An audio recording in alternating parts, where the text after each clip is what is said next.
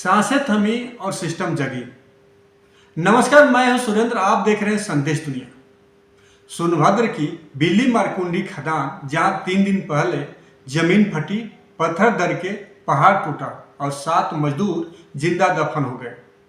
पूरे 70 घंटे तक एसडीआरएफ, एनडीआरएफ, पुलिस और जिला प्रशासन पत्थरों की उन परतों को हटाते रहे जिनके नीचे इंसानों की सांसें दम तोड़ चुकी थी।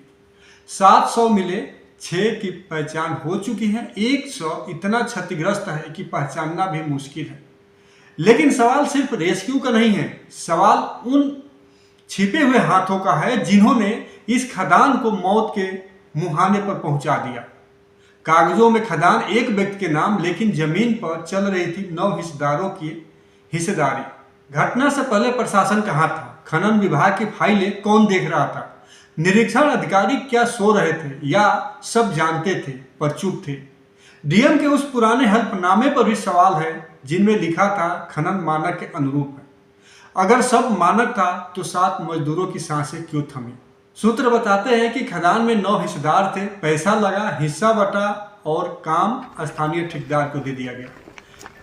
यहीं से शुरू हुआ असली खेल। कागज में मानक, जमीन पर मौत। सवाल उठता है कि सोनभद्र का खनन सिंडिकेट कितना मजबूत है। नेता, अधिकारी, माफिया, ठेकेदार और मजदूरों की जिंदगी की कीमत क्या कुछ लाख है? ये सरकार बनाम विपक्ष की बहस नहीं है, ये सिस्टम बनाम इंसान की जिंदगी का है। अगर यूपी में सोनभद्र जैसे खदानें चलती रही और प्रशासन लापरवाही करती रही तो अगली बार कितनी लाशें निकलेगी और कितनी सांसें दबेगी, इसका अंदाजा नहीं लगा सकते। जिसके परिवार के मजदूर की सांसें दबी हैं, उस परिवार को मुआवजा देकर भरपाई किया जा सकता है क्या? सवाल उठता है कि ऐसी लापरवाही अगली बार न हो और आंख बंद की हुए सिस्टम कैसे जगेगा? आखिर सिस्टम को सुधारित किया जाए या पैसों की खेल और सिंडिकेट ऐसे ही चलते रहेगी?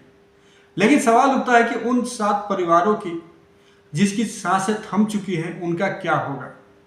क्या मुआवजे से उनकी भरपाई किया जा सकता है? सवाल तो उठता रहेगा। फिर मिलते हैं अगले खबर के साथ। जब तक बने रहिए संदेश दुनिया के साथ।